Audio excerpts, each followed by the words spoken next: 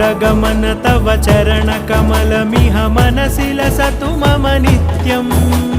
गरुडगमन तव चरणकमलमिह मनसि लसतु मम नित्यम्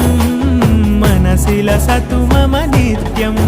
मम तापमपाकुरु देवा मम पापमपाकुरु देवा मम तापमपाकुरु देवा मम पापमपाकुरु देवा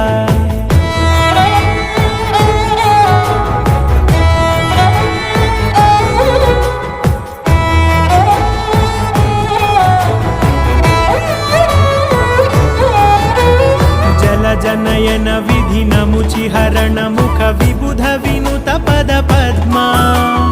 जल जनयन विधि नमुचिहरण मुख विबुध विनुत पद पद्मा विबुध विनुत पद पद्मा।